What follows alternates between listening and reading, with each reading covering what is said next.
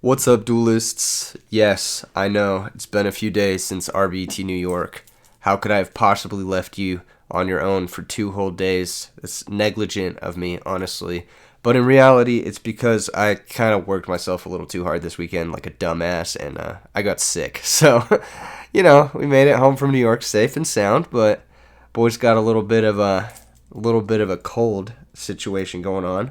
But we got to get the content out. We got to show off what happened this weekend. We got to show off the stories. We got to show off the deck list and whatnot. So we're gonna kick things off today with like a smaller video, shorter video. Gonna just test my voice, see how it handles it. Thank you guys for all the support on RBET New York. I don't think I've ever had so many positive messages over an event, despite like some things being kind of scuffed and some things being like thrown together last minute. It worked out beautifully. The players had a great time, and for the most part, I feel like it was a huge win for the community, which is really ultimately what it comes down to. Now, if you guys haven't caught up on the coverage from RBET New York, Gladiator Beast did end up winning the entire tournament, which is really cool. There was a really stacked top 16 with a lot of different decks, and this is one of the decks. This is actually Anthony V's top 16 Quickdraw Dandy Warrior deck list. It's pretty similar to Quickdraw Dandy Warrior deck lists we've seen in the past, but it's got some really updated tech that I wanted to show you guys and talk about. And also, I've got a few replays that I wanted to go through, showcasing this deck in what I think is actually one of the harder matchups for the deck, and just seeing how the improved tech increases your strength in those matchups. So, first things first, in previous Quickdraw Dandy Warrior decks, we've seen people do like 2 Debris, 2 Kai's, whatever. This list with Anthony's take on it just maxes out all of your payoffs. Triple Avarice, triple Debris, triple Caius. Make sure you see him when you need to see him. Are you going to see him sometimes when you don't want to see him? Sure. Are you going to brick on Avarice sometimes? Sure. Are you going to brick on Debris Dragon, Caius sometimes? Sure. But you are definitely going to see them when you want to see them, and that's really what matters at the end of the day. The Necro Garnet is a really cool tech. It plays really nicely with Drill Warrior. So you can pitch a piece of defense. It's also really nice. It's kind of just like a way to give your foolish value after you've already found Dandelion. And it's a good mill with Raikou. So all around, just a really powerful card in this deck. Something that I had not really fully explored myself. People like Jeff Jones in the past have played stuff like Night Assailant in this slot. I actually think Necro Garnet is fucking amazing in this slot. It's just a great card. Double Trapstone. Trapstone was kind of the story of this weekend. A lot of the decks that were doing well were just like on a bunch of Trapstone. Lets you negate Deck Devastation Virus, lets you negate Royal Oppression, and just lets you make sure your power plays go through. And that's really all you need. You just need that one turn to be able to play through those back row, usually in order to win the game. So double Trapstone, pretty MVP clutch for Anthony. Now on this side, this is where a lot of the tech comes in. There's triple Karma Cut. This card is crazy in this deck. You have a couple of good discards, Necro Garnet, Dandelion, and just discarding any monster is never really that bad because of Avarice. But just being able to banish anything on demand is what makes this card fucking crazy. It improves a lot of matchups, Black Wings, Light Sworn, Frogs. Matchups that otherwise would have been pretty difficult. Just makes those matchups better. It's an extra summon stop versus Black Wings. It cuts off their Blizzard play. It fucks with the graveyard, which is pretty busted. Helps you against Amaryllis, provided they don't get Titanial in play. This is a great card. Just a really, really good card that as Edison format sort of like becomes more and more developed, I think we are going to see more and more Karma Cut. I mean, we've seen players like Christopher Lindsay make it to top cuts of, I believe it was Ultimate Time Wizard with Karma Cut. There's a bunch of people playing. It was pretty popular in this top 16 as well. 1 Kaiku, 1 DD Crow makes sense. Double Sirocco, this is to combat Black Wings and Value Turbo. Double Vanities, My Body is a Shield, pretty simple stuff. Yeah, not much to say about all this. I mean, My Body is a Shield's an interesting one. This is a card that I've never really liked, but he did say it was the MVP for him. It does negate quite a bit of, annoying cards like Nobleman of Crossout, Deck Devastation Virus, provided you have a face-up monster in play that would be destroyed by the deck dev. And one thing to note is that, like, let's say you do have a set Raikou, you actually can't My Body as a Shield if they flip deck dev and you have a set monster, because deck dev doesn't know it's going to destroy the Raikou till it's resolved. But if you have a face-up Raikou or face-up Hamster or something like that, and they go deck dev, then you can use My Body as a Shield to negate it. It's a decent card. I think it's fine. One of is fine. I would never play more than one. But yeah, let's get into the replays. I'm playing against Scoop Phase. We're just playtesting. He's getting ready for a YCS. You might be taking this deck that he's playing to the YCS. Who knows? Anyway, opening hand is pretty much like picture perfect. We got the Necrogarna, so we can show it off, and then we got Quickdraw Dandy. So, yeah, just go for the Drill Warrior turn 1 and hope he doesn't have Oppression. I don't know what he's playing, but yeah. T-set, get the Raikou D-Prison down, and we're just set up to take over this game pretty quickly. This is going to be like kind of a wash. He's going to go for the Solar Recharge, so Lightsworn. Pretty terrible matchup for Quickdraw historically, just because this card is fucking miserable to play against. If they can just stack up a couple JDs, they can OTK you pretty easily. Arcus is a pain in the ass. Graganith, if they play it with the Glorious Illusion, it really puts hurt on Quickdraw. There's a bunch of different ways this deck can really beat up on Quickdraw. So he's going to go for Allure of Darkness, and that means he is playing the Twilight version of this deck. Twilight also did make it to top 16 at RBET New York. I know some players are touting the strengths of Twilight. I actually think it's kind of one of the weaker Lightsworn builds. While it does have some unique strengths, like, you know, DD Crow is a pretty good card. I just think that, like, the overall consistency loss from, like, cutting into, like, other cards you could be playing, like more Lightsworn names, that sort of thing, is definitely felt, honestly. And I think if you're going to be, like, incorporating a second engine, you're hard-pressed not to pick Christia. But I do think Twilight is a bad matchup for Quickdraw, especially with the main deck DD Crows. Anyway, opens up pretty strong. 3 draw spells. Solar Recharge, Allure, Solar Recharge. 3 names in the grave. Can get to 4 with Reincarnation or with Card Trooper here, mill 3. Now I am going to use the D-Prison. There's some consideration to not using it, because if I mill and hit Debris Dragon, then Drill can add back Debris Dragon and I can make Stardust. And Stardust plus D-Prison's pretty good against Twilight. But that would require me seeing Debris Dragon in the top 4 cards in my deck. Otherwise, it is better to use the D-Prison here, because if I don't see Debris Dragon in the top 4 cards in my deck, the D-Prison is going to be pretty bad into stuff like JD. Popping Card Trooper obviously just gives him a draw for no reason.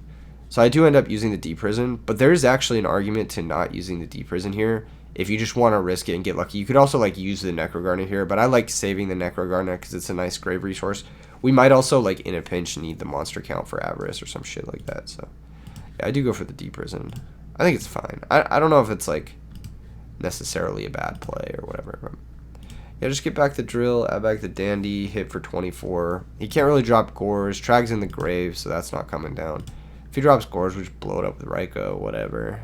We could even, like, brain the other one, sack it for Quick Draw, Synchro. That shit, you know.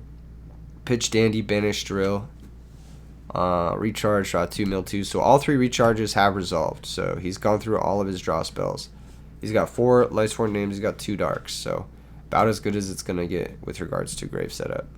Here comes Aaron. Aaron's going to attack the Raikou. This is how this works. Raikou is going to flip. Raikou does remember that it's flipped, so it is going to be able to pop the Aaron, but it gets shuffled back before it activates and resolves. So Aaron activates and resolves before Raikou, but Raikou does activate and resolve. We did end up milling Debris, so had we not used our D-Prison, we would have actually got there, which is pretty interesting. That being said, I'm still going to, like, just play this game as accurately as I think. Anyway, we just go Drill Warrior, add back Gores, because now at this point, it's a matter of just not dying. Like, we've got Necrogarna, we've got Gores, so that's like 2 ways, 2 layers of just not dying. And then we got the tokens, which is kind of a 3rd layer, although if he is going to mount an offensive, it's going to revolve around JD, so the tokens aren't really real. I just needed 2 ways to interact with his OTK shit. I go ahead and sacrifice, go for Nitro Warrior. I'm going to go for game. He didn't have Gores last turn, so he might not have it this turn. I Foolish Dandy to get the Nitro Warrior buff. Attack for 24, and then he special summons Gores on the 24. He makes a mistake special summoning them in defense. What he should have done was summon them in attack position, because now Nitro Warrior can kill both of them. The way Nitro Warrior works is, if you use a spell card, it gains 1,000 attack during the next attack involving this card, during damage calculation only. So I put the attack on there early, but basically during this attack, just the first attack, it gains 1,000 attack. Then, if this card destroys an opponent's monster by battle, after damage calculation, you can target one face-up defense position monster your opponent controls, change that target to attack position, then this card can make a 2nd attack in a row. I actually made a misplay here. I should have attacked his token and switched his Gores. The extra few hundred life points isn't going to matter, but playing around honest actually dead ass is going to matter. But it ends up not mattering because he doesn't have the second honest. So, but I did make a misplay there. That is straight up a misplay. He subtracts the wrong amount. We do correct this because it's only the next attack that he gains at 1,000. It's not the following one. So, yeah, we are able to kill the whole Gorge with Nitro Warrior there, though. This card's fucking busted. Had he summoned both in attack position, I might have been a little bit more scared, so I probably wouldn't attack that token. I probably would just attack the Gorge. He would have been able to keep the token around. I don't think it's going to matter too much, because like I said, if he's going to go for a counter-offensive, it's going to involve JD. Anyway, we just pitch Gorge here. Save the brain control. Now he has to deal 8,000 through Necrogardener, and then we can just brain whatever his counter pushes and win the game. So that's pretty much that. He's going to go Avarice, whatever. At this point, it just doesn't matter. There's like literally nothing they can do game one here that doesn't stop the checkmate. He has to deal 8,000 through Necrogardener. That's fucking crazy. That's just too much. JD pops, whatever. Yeah, all right. I think I just show the brain control at this point. Oh, I show after he mills and shows he doesn't have Necrogardener. Yeah, I show the brain. And then we go to game two. So you can already see the strength of Necrogardener. You can see how it made it so our position was like unbeatable. It was just uncheckmateable. Like even if he had managed to get the counter OTK push, he wouldn't have been able to win the game because he would have needed like DD Crow on Necro plus JD double dad in order to win the game. And that's like 4 very specific cards, basically. So, yeah, good shit. Anyway, we go second, game 2, and the hand's fucking crazy. Show off the Lightning Vortex and the Kaiku sideboard. I actually took a screenshot of how I was siding this matchup, so I'll go ahead and pull that up for you guys. These are cards I was taking out. I was taking out 1 Caius, 1 Heavy Storm, 1 Mystical Space Typhoon, 1 Pot of Avarice, 2 Trap Stuns, 1 Mirror Force, and 1 Dimensional Prison. So this is actually not how I would side against most Lightsworn decks, but only specifically against Twilight. Against Twilight, I don't like Trap Stun because they play Monster Reincarnation. If they played Beckoning Light and they were on Christiasworn, I actually don't hate Trap Stun. I think it's pretty good. And if they're on Pure Lightsworn, I actually don't hate Trap Stun also because they have Glorious Illusion. They have other ways that, like other things that Trap Stun's going to be pretty good against. So I actually don't hate Trap Stun in those matchups. But it's specifically against Twilight, they don't really have a lot of traps. It's like just maybe Oppression that comes in. And in that instance, it's like, I don't know. I don't know how to describe it. But basically, yeah, that's it. It's like just Oppression, really. Anyway, draws, Light Brigade, mill 3, get Lila, summon Lila, set a back row pass, and phase mill Crow, double recharge. So this is an interesting game. He goes for Dust Shoot, and that kind of sucks because we probably would have won this game if he didn't have Dust Shoot. So, yeah, we probably would have just Vortex, pitched Dandelion to play around Honest, stuck the Kaiku, banished 2/1 of Lightsworns, and the game probably just ends. Like, he probably just can't win from that because we have double Bottomless to stop his next plays. Like, it seems fucking broken, and we have the tokens for follow-up. As it stands, our hand is not very good here. So, Vortex, pitch Dandy. And this is why we side out the Avarices. It's like pretty difficult to get stuff going. I need to pop the Lila so I can set the Bottomless to stop the follow-up. He has Heavy Storm anyway, so it doesn't fucking matter. He grabs Lumina, pitching Nobleman. It's good to know about Nobleman because we do have My Body as a shield, so it's like good to know about it, to play around it. We can like choose to summon Dandy instead of setting it, that sort of shit. He ends up milling a wolf, and now I'm just like fucking pissed I burned my Vortex, but it is what it is. Draw for turn is Caius, and I just concede. If we hadn't gotten Dust Shooted that game, I think we would have won this game pretty easily, but it is what it is. Anyway, we gotta go first, game 3. And we open up Busted as Fuck, baby. Foolish Debris, baby. Stardust Dragon turn 1, you don't have the Crow like that, and you know what? He doesn't have the Crow like that. Let's fucking go. Set, pass. Turn 1 Stardust with 3 tokens with Solemn Judgment. It's over, man. He just goes draw, pass. We go draw, summon Card Trooper, mill 3, pass. Now he has to play a card or else he has to discard a card. So he plays Card Trooper. Mills 3. Mills some fucking terrible ones. Hits my Card Trooper and we will draw a card. Into Quickdraw, which makes this even better. At this point, I've kind of shut off my brain, but I probably shouldn't have. I probably should have played this game a little bit tighter, and I'll explain that in a second. But yeah, we pick up Avarice. So yeah, this is a very low chance we'll lose this game. I mean, now that we have the full Quickdraw, Debris, Dandy shit going, it's pretty much over. We sack for Quickdraw, we make Drill Warrior, and the correct play here is to have the Drill Warrior because he 1000% has Trag. So what we should do is just attack the Card Trooper and then have Drill so we can get in 1200 damage. I attack the Card Trooper, he drops Trag. It's like the most obvious Trag of all time. He's going to draw a card. Yeah, I should have the Drill, that was really fucking stupid. Anyway, pitch Drill, banish it. Or pitch Ryko, banish Drill. We can always get the Ryko back with Drill if we need to. Actually, I think I just Avarice here. Yeah, I Avarice, because I try to find it out to the stupid Trigodia. Whether that's like Kaya's or some shit. I don't know. We end up drawing Karma Cut, and I'm like, holy fuck, this card's insane. I just said it, I win. Standby phase, just Karma Cut the Trigodia. Even though he's up cards, like a significant amount of cards. He has 7 cards to my 4 and a token. It's just like, how do you beat this? I can beat down cards. Position's fucking crazy. Recharge, there's Solemn Judgment, 2 for 1. Keep it simple. Don't let him get to JD. That's kind of the goal here. Arcus is going to get summoned. He's going to run over Stardust. He's going to use the Honest. So Arcus Honest, getting him over Stardust Dragon, but that guy can just come back with the call. End phase mills 2. Doesn't mill Necrogarna, so you already know that's all she wrote. Bring back Lone Fire. Summon Lone Fire. Sack. Titanial. Titanial attacks. If he has Honest here, then okay, he has Honest. He has double Honest, you know. But it doesn't, so we just attack for game. It's going to be 2400 and then call on the Stardust. And that's going to get us a lethal threat. So, yeah, the deck just applies hella fast pressure. Pretty big fan of the Karma Cut shit. Seems fucking crazy.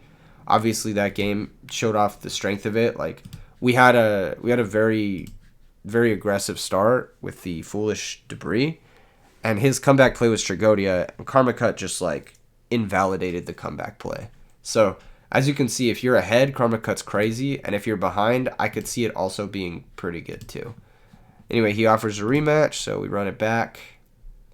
And we win the rock, paper, scissors again, so pretty lucky. This game we open up with Titanial. It happens quite frequently, but we've got a pretty good hand. We got Dandy Ryko, so. I actually set Ryko first here. But in the dark, I would have set Dandelion. Just because, like, I don't know.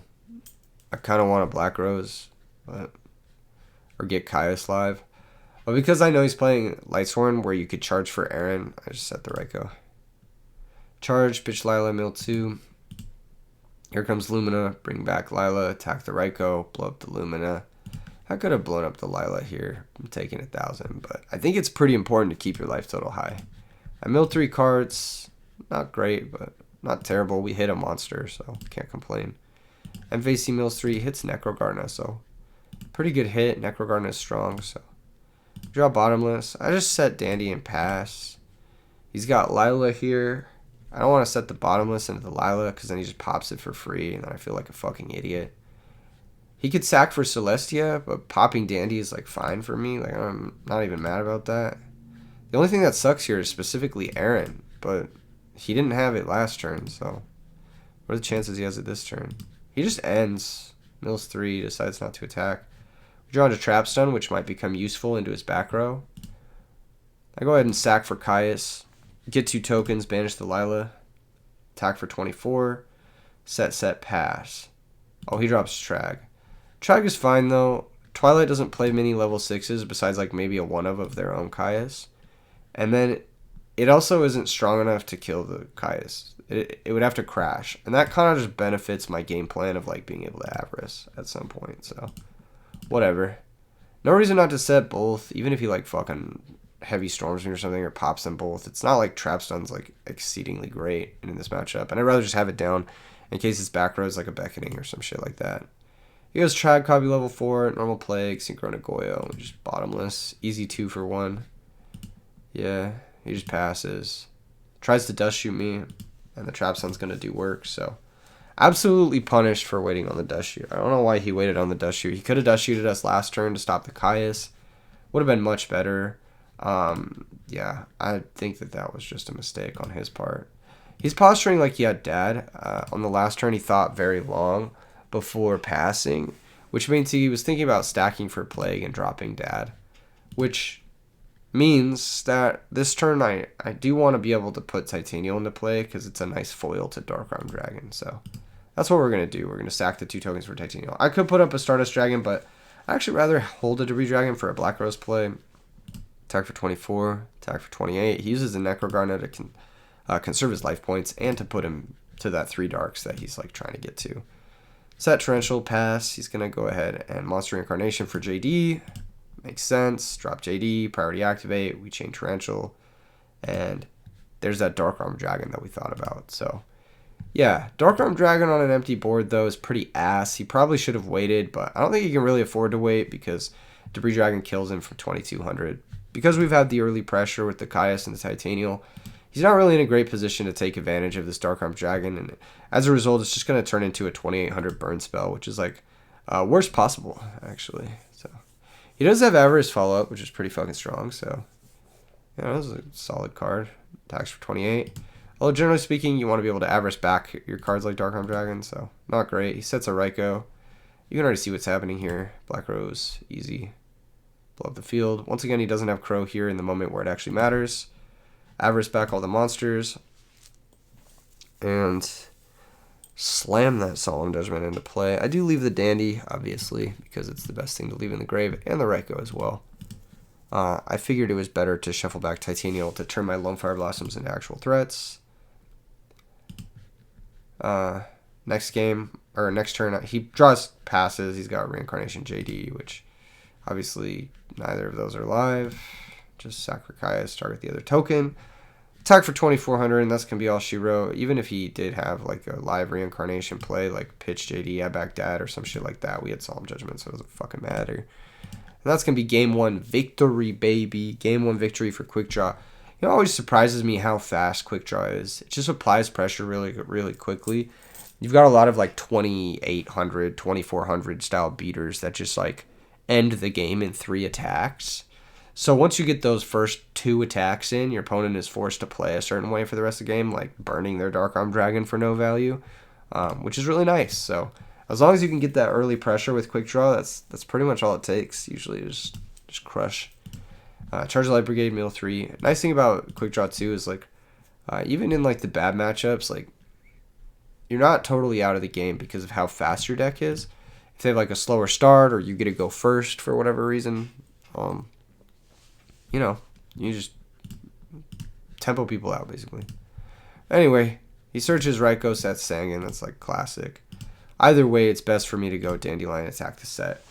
I make a few plays this game, which I'm not certain are right, but we'll get into it later. Pass the turn, he goes set Raikou, pass. Now this is where things get interesting, right?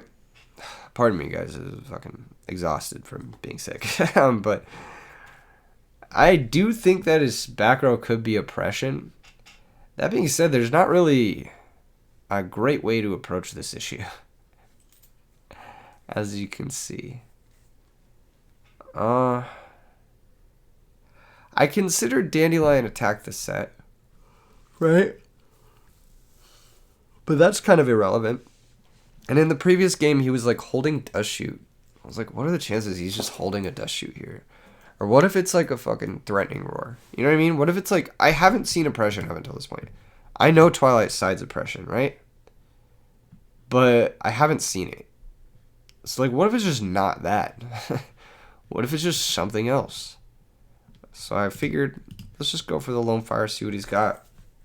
Does end up having the Oppression. So this is an interesting moment because I can chain call here. So Lone Fire is Chainlink 1, sacrifice Dandelion for cost. Chainlink 2 is Royal Oppression, pay 8. I can chain call Chainlink 3, and he can't actually chain the Royal Oppression because it hasn't fully resolved yet.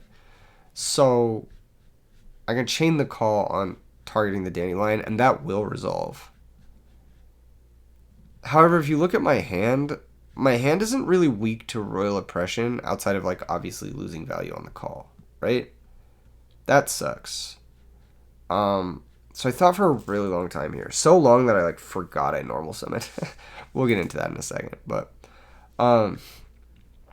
yeah, I was like, honestly, I'm fucking down cards. I'm gonna be losing both my cards here to this Royal Oppression. I think one of the only ways I win this game is actually if he loses to his Royal Oppression harder than we do. Like, if this is locking him out from playing, like, JDs and Dark Arms and shit. So I'm like, okay, maybe I just save the call for when I do inevitably clear the Royal Oppression and go for game. So that's kind of my thought process here. Dandelion tries to activate, he pays 8. I try to normal summon Hamster, but like I said, I was thinking for a very long time there. But he reminds me that I normal summons, though. Yeah.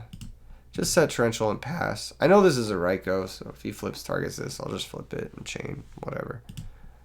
He ends up going for attack for 1,000. I'm like, alright, whatever. Set back row pass. We draw Titanial. And this actually sucks ass because my whole game plan was like, lock him under his Royal Oppression, his own Royal Oppression. And then eventually when I clear it, call Lone Fire and go get Titanial.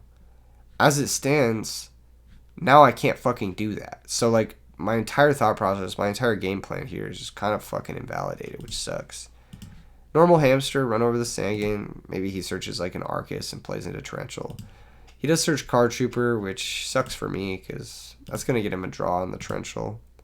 But he does summon it before flipping the Raikou, so that's really nice. That means I'll be able to Torrential away the Raikou.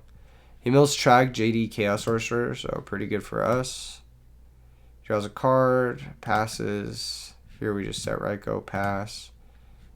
He's got Summon Thunder King, attack. And this is an interesting moment where I could pop his Thunder King or I could pop his back row.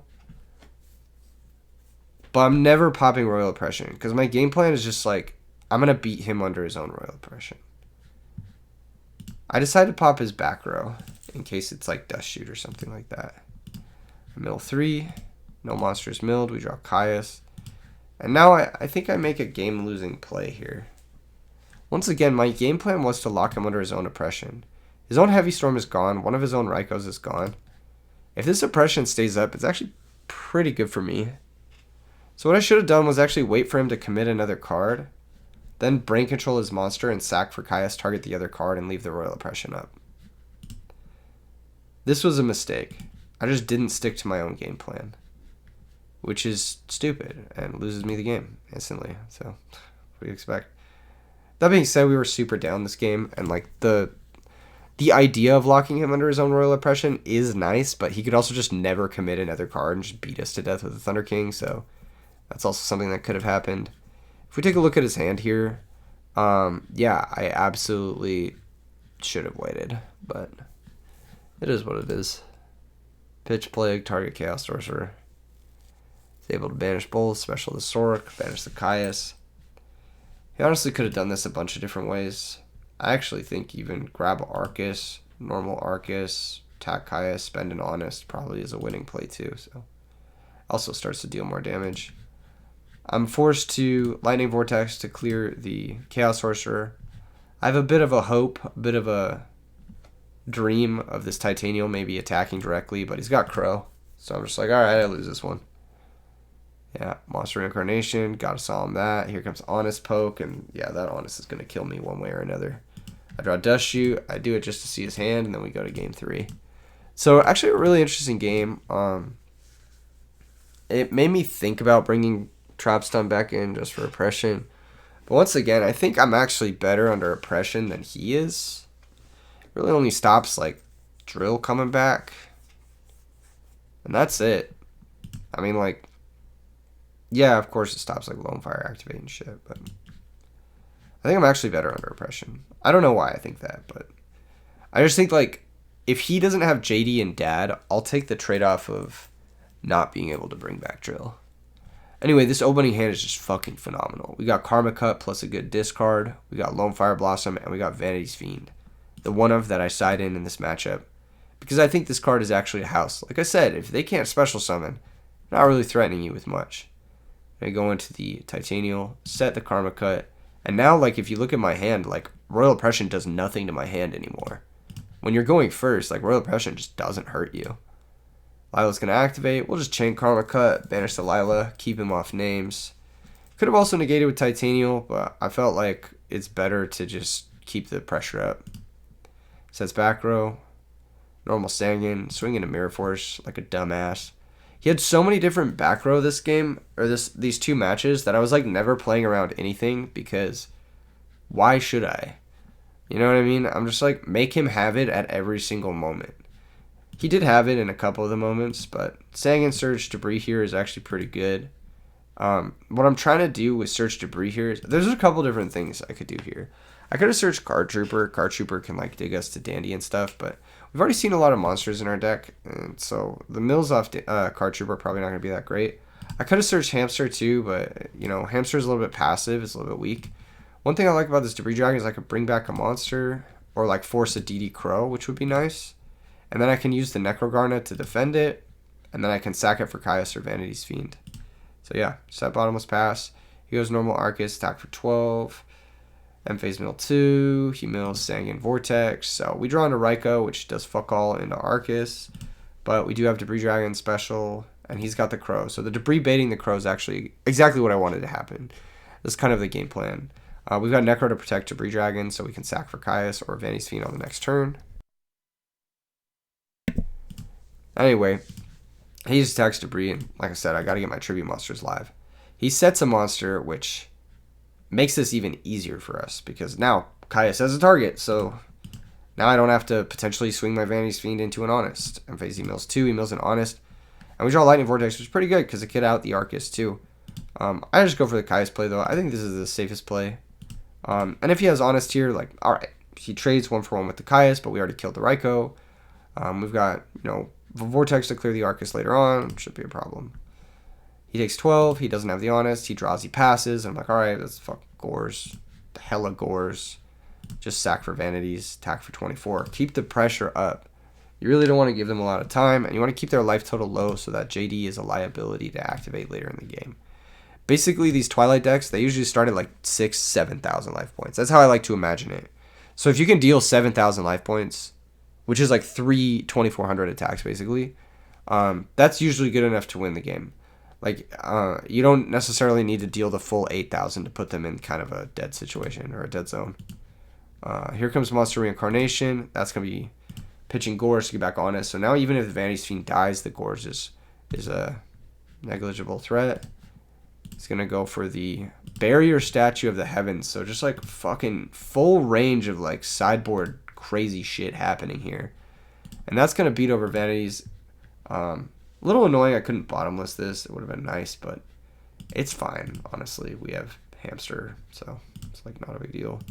And the nice thing about this is it's actually locking him out of his own Dark Arm Dragon. So I can just set my Hamster and pass. He attacks. We're able to special Raikou because it is a light monster. So not as good as Dyna. I actually think Dyna's better. Obviously, Dyna wouldn't have been able to. You wouldn't have been able to use it with the Honest, but then again, Dyna would have prevented this follow-up shit. So I don't know. Draw into Torrential or some shit. I don't fucking know. Just run over the Barrier Statue, get our plus. We don't even need to use the Raikou yet. And then main phase 2, flip the Raikou in case it's Threatening Roar, blow it up while it's no longer useful to chain it. Get our free +1. And this is kind of when Quickdraw looks its best. We have like a pretty good life total. We have removal. We have layers. Did I mention the layers? Here comes Dark Arm Dragon. The reason we didn't commit the Raikou is because he had 3 Darks, and Dark Arm Dragon popped the Raikou is just losing a Raikou for no reason. Here he just pops the Hamster, chain bottomless, keep it simple. Normal Card Trooper, mill 3. Attack the Raikou. Our life total is a little bit low, but he just has no cards, so it doesn't fucking matter. We draw Foolish, so finally Dandy access. Normal Debris Dragon. Synchro into Stardust. And then attack the Card Trooper for 2,100. He drops to about 1,400, and yeah, this should just be game. Torrential Tribute actually is really interesting in these scenarios. I've played a lot with Quickdraw, and one of my buddies, Jacob, who also plays a lot with Quickdraw, says he doesn't like Torrential because when you get into circumstances like this, it can feel pretty bad to Torrential your own board. But actually, I think once you get into circumstances like this, using Torrential as like an interdimensional matter transporter to just blink your Stardust Dragon is pretty good. So that's just kind of my thoughts on it. Anyway, he goes Avarice, shuffle back some cards. So pretty good top deck. A lot of cards that'll kill the Stardust too, so that's pretty solid. Normal Lumina, Pitch Plague, Special Arcus, stack for Plague. So this is a very committal play. I mean, this is 3 cards, right, just to deal with the Stardust.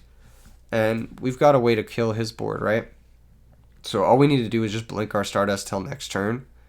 I go for Torrential here in case he makes his own Stardust. And then I ask him for a response. He says no response. And then we chain Stardust to Torrential Tribute. So Stardust negates Torrential Tribute. But that means he can't kill our Stardust this turn. It'll come back end phase. We'll Vortex and attack for game. So that's kind of game plan. Kind of putting up a checkmate situation. Stardust comes back. Draw for turn Solemn. And that's going to be the match. So two really good matches. I think there was a lot of like intricacies and it showed off all the attack. Hold up, I got a cough, folks. All right, we're back. Showed off a lot of the intricacies of these matchups. Showed off how all the different back row can be utilized and whatnot. It showed off the power of the Karma Cut and the sideboard from Anthony V's list. So, really cool list from RBET New York. Can't wait to play the other lists. Working on a video for the Glad one as well. That got first place. As a few of the other ones. So, let me know which ones you want to see from RBET New York in the comments below. And I'll see you guys in the next vid. Peace.